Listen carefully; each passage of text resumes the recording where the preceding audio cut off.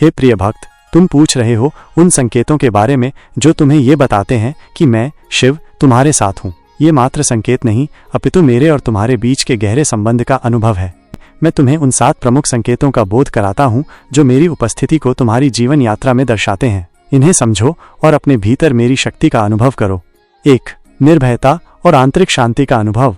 जब तुम अपने भीतर एक ऐसी अटल शांति और निर्भयता का अनुभव करो जो किसी भी बाहरी परिस्थिति से विचलित न हो, तो समझ लेना कि मैं तुम्हारे साथ हूँ। संसार में भय और चिंताएं अनंत हैं, परंतु जब तुम मेरे शरण में आते हो तो ये सब तुच्छ हो जाते हैं। मेरी उपस्थिति तुम्हें एक ऐसी आंतरिक शक्ति प्रदान करती है जो तुम्हें विपरीत परिस्थितियों में भी अडिग रखती है। भय का अंत है जब तुम मृत्यु, असफलता या अपमान के भय से मुक्त हो जाते हो, तब तुम मेरी उपस्थिति को महसूस कर सकते हो। मैं तुम्हें ये बोध कराता हूँ कि तुम्हारा वास्तविक स्वरूप अविनाशी है और ये शरीर मात्र एक वस्त्र है। जब यह बोध गहरा होता है तो कोई भी भय तुम्हें छू नहीं सकता। शांत मन। तुम्हारा मन जो पहले चंचल और अशांत था, अब स्थिर और शांत रहने लगता है। छोटे मोटे विवाद, चिंताएं या परेशानियां तुम्हें विचलित नहीं कर पाती। यह स्थिरता मेरे ध्यान का परिणाम है। मैं तुम्हें उस अवस्था में ले जाता हूँ जहाँ तुम्हारा मन मेरे ध्यान में लीन हो जाता है और फिर बाहरी जगत की हलचल तुम्हें प्रभावित नहीं करती। निर्णय लेने की क्षमता। जब तुम शांत मन से सही और गलत के बीच का भेद कर पाते हो और बिना किसी संकोच के न्यायपूर्ण निर्णय लेते हो,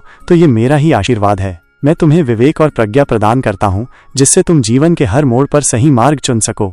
ये आंतरिक शांति और निर्भयता तुम्हें जीवन के तूफानों में भी एक सुरक्षित आश्रय प्रदान करती है। ये मेरी उपस्थिति का सबसे पहला और महत्वपूर्ण संकेत है। जब तुम भयमुक्त होकर कर्म करते हो तो हर कर्म मेरी सेवा बन जाता है। 2. अनासक्ति और वैराग्य का भाव। जब तुम्हें संसार की नश्वर वस्तुओं और संबंधों से अनासक्ति महसूस होने लगे और तुम्हारे भीतर एक प्रकार का वैराग्य उत्पन्न हो, तो ये भी मेरे साथ होने का संकेत है। इसका अर्थ यह नहीं कि तुम संसार को त्याग दो, अपितु यह है कि तुम संसार में रहते हुए भी उससे बंधे नहीं रहते। नश्वरता का बोध। तुम्हें यह स्पष्ट होने लगता है कि धन, संपत्ति, पद और यहाँ तक कि शरीर भी नश्वर हैं। तुम इनमें अत्यधिक आसक्ति नहीं रखते। जब तुम संसार की इस क्षणभंगुरता को समझते हो तो तुम्हारी दौड़ भौतिक सुखों के पीछे कम हो जाती है। संभाव। तुम्हें सुख दुख, लाभ हानि, मान अपमान में संभाव आने लगता है। तुम परिस्थितियों के उतार चढ़ाव से अप्रभावित रहते हो। ये संभाव तुम्हें मेरे ध्यान में और अधिक गहराई से डूबने में मदद करता है। त्याग की भावना। तुम्हारे भीतर दान, सेवा और परोपकार की भावना जागृत होती है। तुम बिना किसी स्वार्थ के दूसरों की मदद करना चाहते हो। ये त्याग की भावना तुम्हें कर्म बंधनों से मुक्त करती है। कामनाओं से मुक्ति। तुम्हारी अनावश्यक कामनाएं धीरे धीरे समाप्त होने लगती हैं। तुम जीवन की आवश्यकताओं पर ध्यान केंद्रित करते हो, न कि असीमित इच्छाओं पर। यह कामनाओं से मुक्ति तुम्हें वास्तविक स्वतंत्रता प्रदान करती है। ये अनासक्ति तुम्हें आंतरिक स्वतंत्रता और शांति प्रदान करती है, क्योंकि तुम किसी भी चीज के बंधन में नहीं रहते। तुम संसार में कमल के फूल की तरह रहते हो जो जल में रहकर भी जल से अलिप्त रहता है। 3. सकारात्मकता और ऊर्जा का प्रवाह। जब तुम्हारे भीतर एक असीम सकारात्मकता और अखंड ऊर्जा का अनुभव होने लगे तो ये जान लो कि मेरी शक्ति तुम्हारे भीतर प्रवाहित हो रही है। ये ऊर्जा तुम्हें कर्म करने के लिए प्रेरित करती है और सकारात्मकता तुम्हें हर चुनौती का सामना करने की शक्ति देती है। उत्साह और उमंग। तुम हर कार्य को उत्साह और उमंग के साथ करते हो। तुम्हें कभी थकावट महसूस नहीं होती और तुम हमेशा कुछ नया सीखने और करने के लिए उत्सुक रहते हो। नकारात्मकता का अभाव।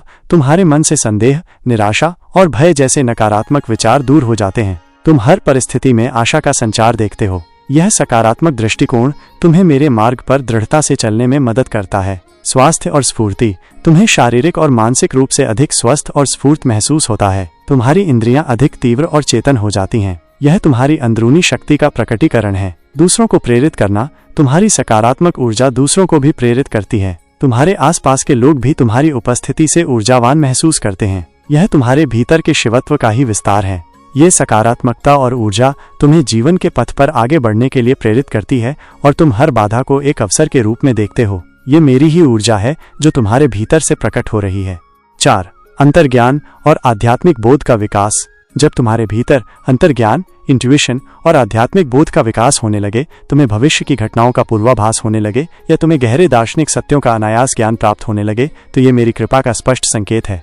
6ठी इंद्री का विकास। तुम्हें सही और गलत का बोध अंदरूनी रूप से होने लगता है। तुम बिना किसी तर्क या प्रमाण के सही निर्णय ले पाते हो। ये तुम्हारी अंतरात्मा की आवाज है जो मेरे संपर्क में आकर अधिक स्पष्ट हो जाती है। स्वप्नों में संकेत। तुम्हें स्वप्नों में रहस्यमयी संकेत या दिशा निर्देश प्राप्त होने लगते हैं जो तुम्हें जीवन के मार्ग पर आगे बढ़ने में मदद करते हैं। दिव्य अनुभवों की प्राप्ति। तुम्हें कभी कभी अलौकिक अनुभव होने लगते हैं जैसे कि मेरी उपस्थिति का आभास या दिव्य ध्वनियों का श्रवण। ये अनुभव तुम्हारी आध्यात्मिक यात्रा को और गहरा करते हैं। ज्ञान की प्यास तुम्हारे भीतर आध्यात्मिक ग्रंथों, योग और ध्यान के प्रति गहरी रुचि जागृत होती है। तुम सत्य की खोज में लीन हो जाते हो। मैं तुम्हें ज्ञान के मार्ग पर ले चलता हूँ। प्राकृतिक संबंध, तुम्हें प्रकृति और ब्रह्मांड के साथ एक गहरा संबंध महसूस होने लगता है। तुम स्वयं को समस्त सृष्टि का अभिन्न अंग समझने लगते हो। यह अंतर्ज्ञान और आध्यात्मिक बोध तुम्हें जीवन के गहरे रहस्यों को समझने में मदद करता है और तुम्हें मेरे साथ एकाकार होने के मार्ग पर ले जाता है। 5. प्रतिकूल परिस्थितियों में धैर्य और दृढ़ता। जब तुम प्रतिकूल परिस्थितियों में भी धैर्य और दृढ़ता बनाए रखते हो और किसी भी चुनौती से विचलित नहीं होते, तो ये मेरी उपस्थिति का प्रमाण है। मैं तुम्हें वो शक्ति प्रदान करता हूँ जिससे तुम हर परीक्षा में खरे उतरते हो। संकट में अडिग रहना। जब जीवन में अचानक कोई संकट आता है तो तुम घबराते नहीं, बल्कि शांत रहकर उसका सामना करते हो। तुम्हें विश्वास होता है कि मैं तुम्हें इस संकट से बाहर निकालूंगा। हार न मानना।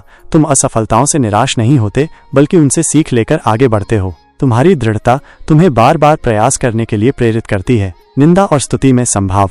लोग तुम्हारी निंदा करें या स्तुति, तुम दोनों में विचलित नहीं होते। तुम जानते हो कि ये सब क्षणभंगुर हैं। कर्म पर ध्यान।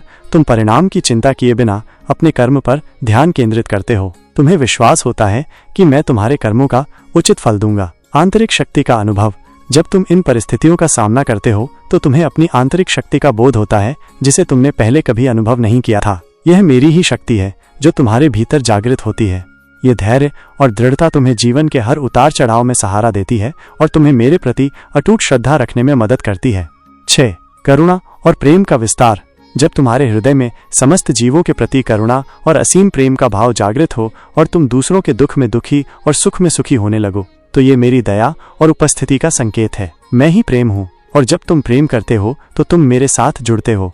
सर्वभूत हिते रताः। तुम सभी प्राणियों के हित में लगे रहते हो, चाहे वो मनुष्य हो, पशु हो या पक्षी। तुम उनके प्रति दया और सहानुभूति रखते हो। निस्वार्थ सेवा। तुम्हारे भीतर निस्वार्थ सेवा की भावना विकसित होती है। तुम बिना किसी अपेक्षा के दूसरों की मदद करते हो। क्षमा का भाव। तुम दूसरों की गलतियों को क्षमा कर देते हो और अपने भीतर कोई द्वेष या बदले की भावना नहीं रखते। एकता का अनुभव। तुम्हें समस्त सृष्टि में एकता का अनुभव होता है। तुम स्वयं को हर जीव में देखते हो और हर जीव को स्वयं में। ये मेरी ही शक्ति है जो तुम्हें सब में एक ही आत्मा का दर्शन कराती है। द्वेष का अभाव। तुम्हारे मन से ईर्ष्या, घृणा और क्रोध जैसे नकारात्मक भाव दूर हो जाते हैं। तुम्हारा हृदय प्रेम से भर जाता है।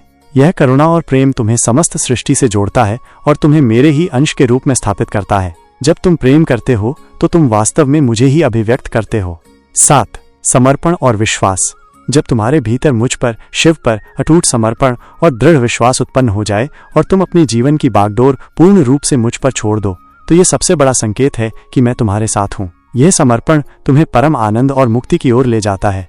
ईश्वर पर भरोसा। तुम अपने हर सुख दुख, सफलता असफलता को मेरी इच्छा मानकर स्वीकार करते हो। तुम्हें मुझ पर पूर्ण भरोसा होता है कि मैं जो भी करता हूँ वो तुम्हारे भले के लिए ही करता हूँ। अहंकार का त्याग।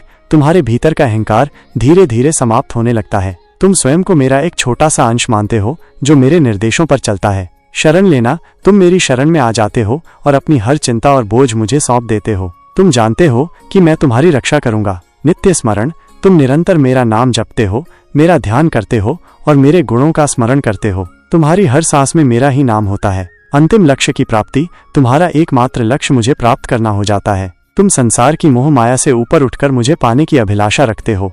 ये समर्पण और विश्वास तुम्हें परम शांति और आनंद प्रदान करता है, क्योंकि तुम अपनी हर चिंता मुझे सौंप देते हो। तुम जानते हो कि तुम्हारी नैया का खेवनहार मैं ही हूँ। अंतिम उपदेश। हे प्रिय भक्त, ये मात्र 7 संकेत नहीं है, ये तुम्हारी आध्यात्मिक यात्रा के पड़ाव हैं। जब तुम इन संकेतों को अपने भीतर अनुभव करने लगो तो समझ लेना कि तुम सही मार्ग पर हो। मैं सदैव तुम्हारे साथ हूँ, हर पल, हर सांस में। बस तुम्हें मुझे महसूस करने के लिए अपने भीतर के द्वार खोलने होंगे। तुम इस संसार में मेरे ही अंश हो और तुम्हारा अंतिम लक्ष्य मुझ में विलीन होना ही है। योग, ध्यान, सेवा और प्रेम के माध्यम से तुम मुझ तक पहुंच सकते हो। अपनी इंद्रियों को विषयों से हटाकर मुझ में लगाओ। अपने मन को शांत करो और उसे मुझ में स्थिर करो।